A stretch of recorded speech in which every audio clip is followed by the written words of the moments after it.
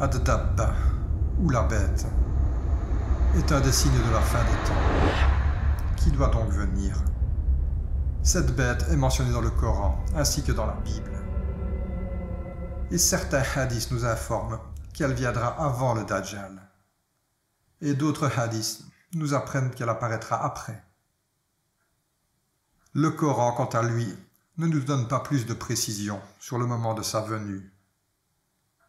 Mais ce que nous savons, c'est que quand cette bête apparaîtra, les bonnes actions et le fait de croire en Dieu ne profitera à personne qui n'avait pas cru auparavant. Bref, ce sera le début de la fin.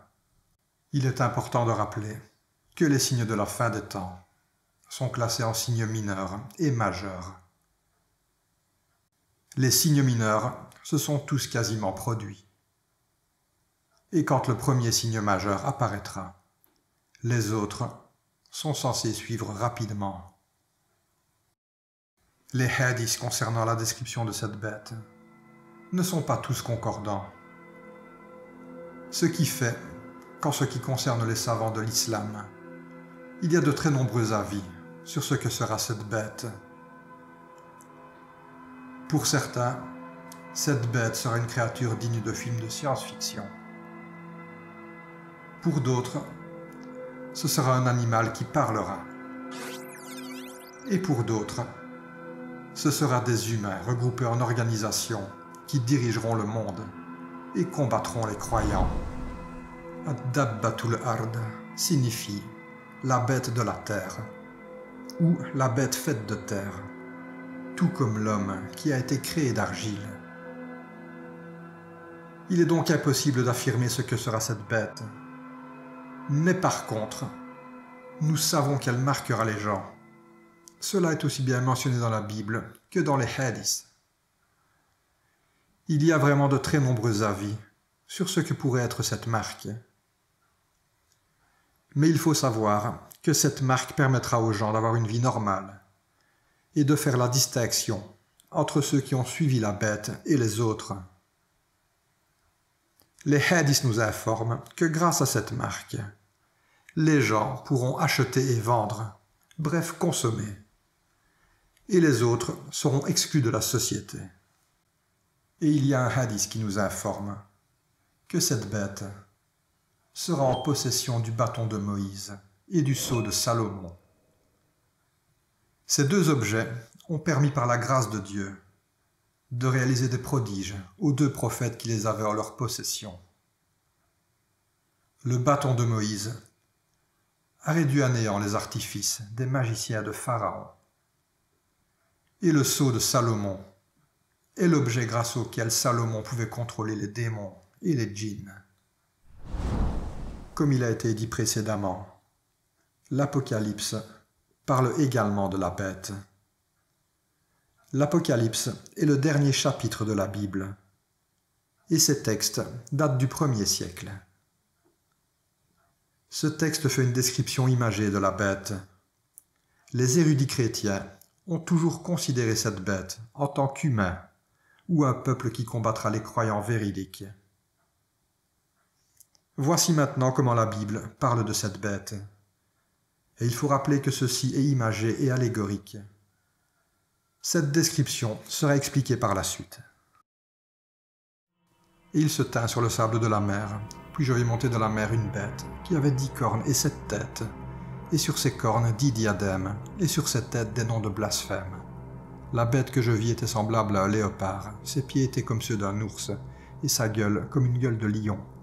Le dragon lui donna sa puissance et son trône et une grande autorité. Et je vis l'une de ses têtes comme blessée à mort, mais sa blessure mortelle fut guérie, et toute la terre était dans l'admiration derrière la bête. Pour les érudits chrétiens, les différentes têtes de la bête représentent des nations ou des empires qui ont dirigé le monde, que ce soit l'empire sumérien, égyptien, grec, romain, perse. Et quant à la tête blessée de la bête, il s'agit d'un peuple qui a été exterminé et persécuté, et qui a pu renaître de ses cendres pour diriger le monde. Et il lui fut donné de faire la guerre aux saints et de les vaincre. Et il lui fut donné autorité sur toute tribu, tout peuple, toute langue et toute nation. Donc cette bête dirigera le monde. Mais elle ne dirigera pas seule, elle sera aidée pour cela par une autre nation, comme nous allons le voir dans les versets suivants. Puis je vis monter de la terre une autre bête, qui avait 2 cornes semblables à celles d'un agneau, et qui parlait comme un dragon. Elle exerçait toute l'autorité de la première bête en sa présence, et elle faisait que la terre et ses habitants adoreraient la première bête, dont la blessure mortelle avait été guérie. Elle opérait de grands prodiges, même jusqu'à faire descendre du feu du ciel sur la terre à la vue des hommes. Cette bête pourra donc également faire descendre le feu du ciel. Et il n'y a évidemment pas des dizaines d'explications à ce que peut être le feu qui descend du ciel. C'est évidemment l'armement militaire actuel, les différents types de missiles ou bombes largués depuis le ciel. Et il lui fut donné d'animer l'image de la bête, afin que l'image de la bête parlât, et qu'elle fit que tous ceux qui n'adoreraient pas l'image de la bête fussent tués. Et elle fit que tous, petits et grands, riches et pauvres, libres et esclaves, reçussent une marque sur leur main droite ou sur leur front, et que personne ne put acheter ni vendre sans avoir la marque, le nom de la bête, ou le nombre de son nom. C'est ici la sagesse, que celui qui a de l'intelligence calcule le nombre de la bête, car c'est un nombre d'hommes, et son nombre est 666. Par contre, en ce qui concerne le nombre 666, mentionné à la fin, certains rattachent ceci au sceau de Salomon, qui est donc également mentionné dans les hadiths.